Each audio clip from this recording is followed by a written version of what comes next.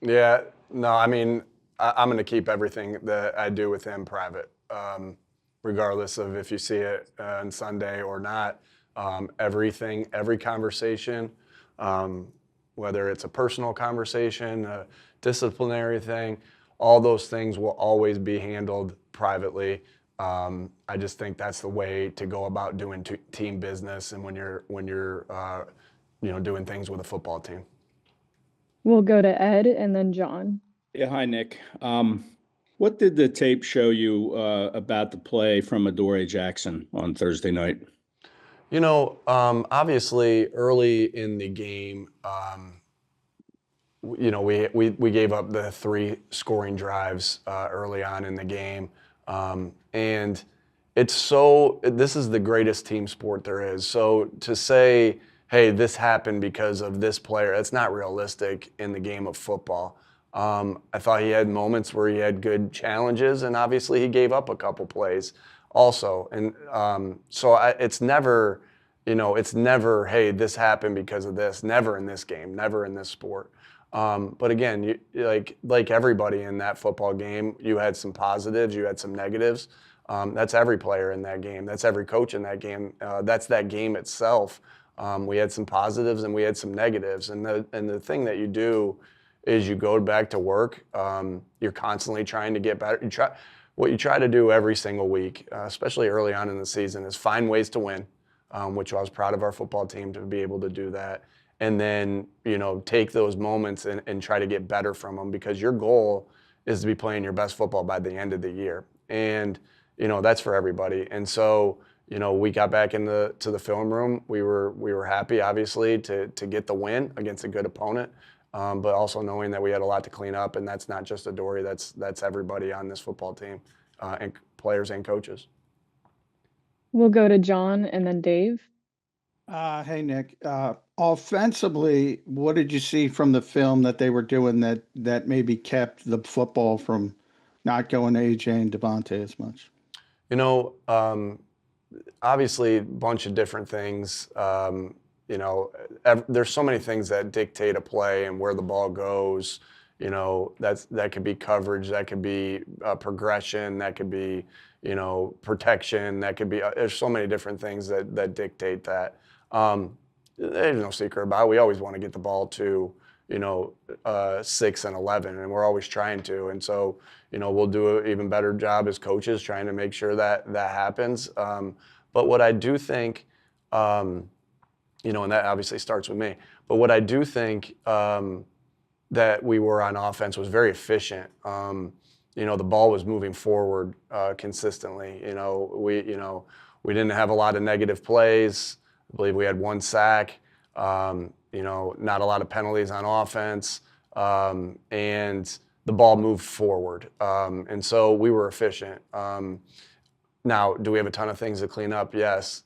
Do we always want to get the ball to AJ and Devontae? Yes, because we know our pass game, goes as they go. Jalen, Dallas, Saquon, AJ, Devontae. But it was good to be able to see, Jahan Dotson get some great, attempts and opportunities that he took advantage of. And so all that does is build confidence in the group when Jahan, is making the plays that he did, and it forces the defense to have to cover the entire field. So this is something, and I know you guys have asked a lot about the roles talk. This is something that we constantly talk about in the roles talk. Is AJ, Devontae, Dallas, the pass game runs through you, but there are going to be games like this where you might not get the touches that we want you to get and that we know that you want to get, because it can help us win the football game. And in those moments, what are you doing to change the football game without the ball in your hands?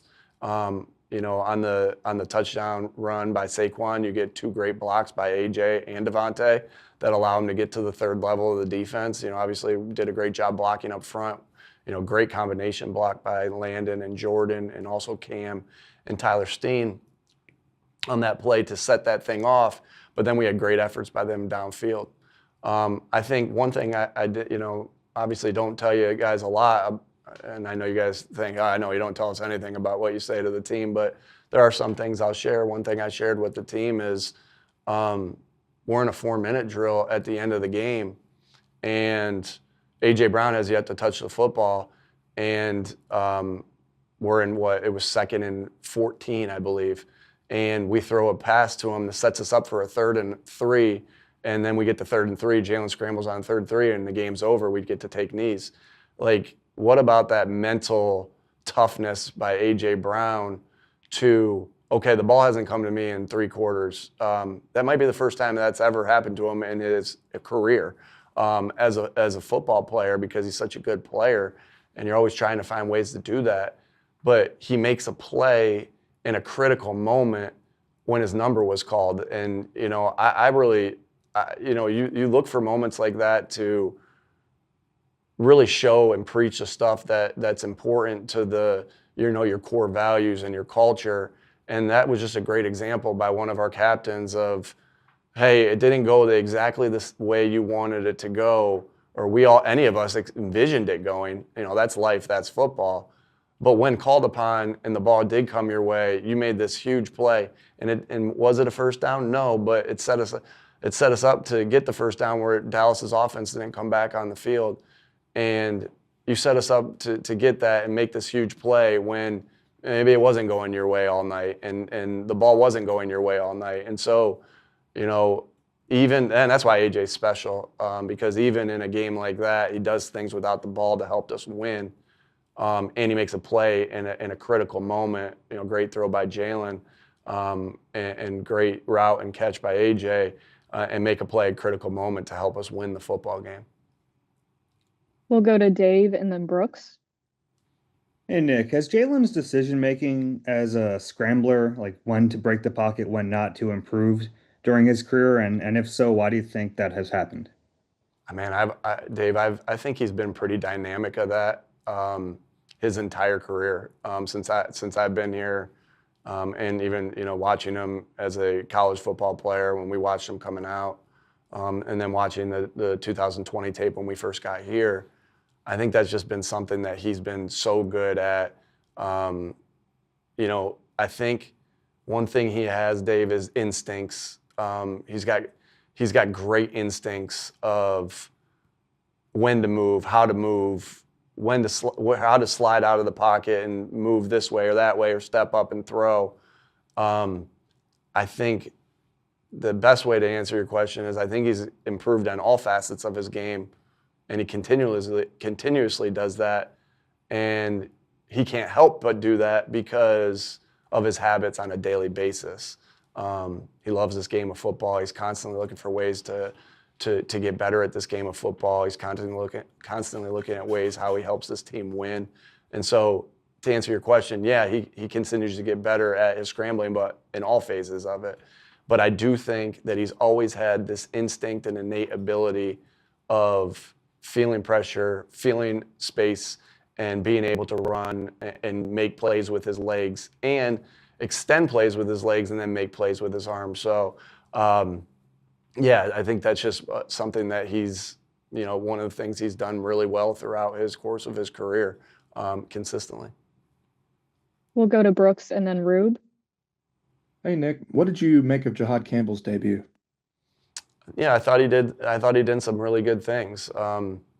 Obviously, like all of us, we all had plays that we want back, and we all had plays that were there was some good and there was some bad, and that's the game of football. And you just try to fix those things and move on, and try to repeat the things that you had success with. But I thought he did some really nice things in the game. I think you saw his speed, his length, his range in coverage, and I think you saw some of his ability in the run game.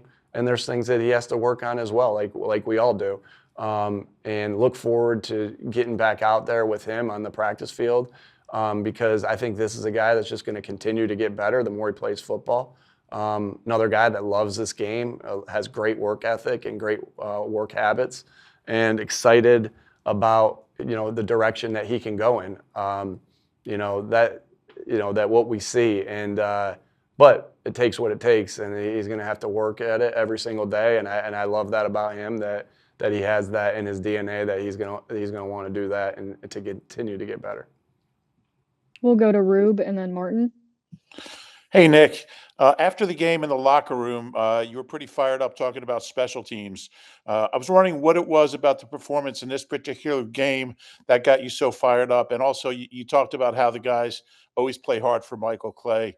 What is it about Coach Clay that kind of gets them to play that hard? You know, I think that we had such a challenge in this game with Turpin. I think he's phenomenal returner. You know, dual threat returner. And we knew, and it's, you know, special teams, you know, and in all football, it takes everybody. But we knew we were going to have to get great contribution from Braden of where he placed the football. We knew we were going to have to get great contribution from Jake of where he placed the football. And then we would have to get, you know, all 10 guys. I really get fired up about block destruction and tackling. I know you guys think I'm an offensive guy, but those things right there, like block destruction and tackling, fire me up so much because you work so hard on that fundamental. And, you know, it takes great physical toughness and all those things to get that done. And we got those efforts from the guys. Like, you know, we got great block destruction, which we worked so hard on the kickoff unit. And, you know, and we knew there'd be more returns in this game too, based off of the rule changes. And we put a big emphasis on that. You know, of guys standing up, watching, being excited about this play that, you know, we saw yesterday was a big play for a lot of teams. And we knew how good we had to be in coverage, and we have to continue to be good in the coverage. But, you know, I was really excited about the way we beat blocks and the way we tackled. And you're always looking for ways that you want your team to, you know, show their toughness and their, you know, physicality, because that's this game of football. And I think we could see that through that. And I did appreciate, we talked about relentless effort all last week. That was such the emphasis that we wanted to make sure we put on tape. I thought, you know, you saw our guys play hard, right? Whether it was, you know, a missed tackle by Q in the flat, and then our two rookies, Drew and Jihad, sprinting to the football and making the tackle on Turpin there, or, you know, Zach Bond chasing down Miles Sanders on the long run that he had that ended up being a 7-point tackle. And I know, you know, Coach Clay really emphasized that as well. And special teams is a big part of your relentless effort. For guys that may not, you know, some guys have a bigger role on offense, defense, some don't. And that's their time to shine in that opportunity. And so it was, you know, I know Coach Clay emphasized that effort as well. And, you know, I always want to be able to show those guys how important it is for everybody to, you know, for the contributions of everybody, and recognize those guys in those scenarios when you do have a big challenge like that with, you know, with Turpin. And I just thought our guys played really hard, really physical, really tough, and they got the job done. And it started about where the ball was placed. So just pumped about that. We'll Thank go you. to Martin and then Tim. Hey, Nick. Over the weekend, you guys signed Zadarius Smith. I was kind of curious what led to that. How concerned were you about the pass rush? Obviously, you didn't have any sacks against the Cowboys. And also, Azeez Ojulari being inactive, what was kind of behind that? Thanks. Yeah, obviously, you know, there's so many things that play into who's up, who's down. Special teams has a big part of that, especially, you know, with the new rules of the game and the kickoff. You know, Patrick Johnson has done a really nice job in special teams his entire time here as an Eagle. And it was going to be important that he had that same game against a really good returner, which I believe he did. And so there's so many things that go into who's up, who's down for a game. I really wish it's always a tough conversation when you tell a guy that he's not going to be up for a game, because they want to contribute and they want to play. And and Aziz has done a lot of good things since he's been here. So, and I have no doubt that he's going to help us, win football games moving forward. And I don't think it's any secret that Howie and his staff are constantly doing everything they can do to help improve this football team. And I love that about Howie. I love that how, his tenacity of just always doing what he can, doing his job to help this football team get better. You're so appreciative of that as a head football coach, with the partnership that you have with the general manager. And just, man, I can't say, I'm thankful that I'm coaching with, and alongside there with Howie, with the best GM in all of sports, and in my opinion, the best owner with Mr. Laurie. And so always they're trying to do whatever you can do to help, the football team. And, excited about Zadarius and what he can add. And, from watching his tape, the last 5 years really, as I see him, or even more than that. And then, what he did last year. And so looking forward to that. I think he adds to a very deep room where we have a lot of confidence, in all those guys. Now, again, with that being said, you can't go up sometimes it's hard to go up with 6 or 7 guys at that position to dress for a game. And so we had some choices to make, and that's the way we went this week. But I really like the depth of that room and how he's done a great job of putting that room together, and Wash and does a great job of coaching that group. Coach Wash is a phenomenal football coach, and who's always pressing those guys to get better. So you get good talent in here, and then you coach that talent hard and push them to get better. That's a recipe for good things. So I'm really excited about that room. We'll go to Tim and then Zach. Nick, in your experience, how big of an edge is it for a team who's trying to get their get back, like the Chiefs will, I'm sure, to some degree on Sunday? And what's the best way from a messaging standpoint, et cetera, to try to combat it? Yeah, you control the things that, Tim, you can control the things that you can control, and you go about your process. I think there's a lot of things that can distract you from just putting your head down and working every single day. And I think if you let yourself get involved in too many of the things there, then you're not focused on what you need to do. And so, we don't think too much about that. As far as that goes, we know we're playing a really good opponent with a really good head coach and a really good quarterback. Andy's one of the best coaches. Coach Reed, is one of the best coaches ever to coach this game. So I know they're doing the things that they need to do to be ready, and we need to do the same thing. And so it's about our habits. It's about our focus.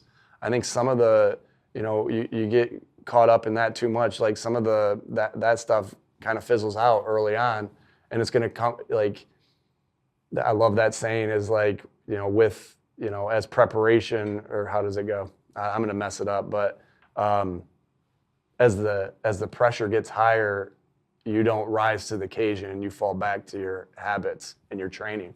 And I think that's the same thing here. As that game goes on, maybe there'll be some emotions early on, but it's always going to come back down to that. And so I know that's boring, and I know I say stuff like that a lot, but I do truly believe it, that it's about your weekly, daily, yearly habits to get yourself ready for these types. I would say this is our next game, so it's our biggest game, and it's the same thing for the Chiefs. And we know how good of an opponent they are, and we know we got to play a really good football game to be able to win the football game. And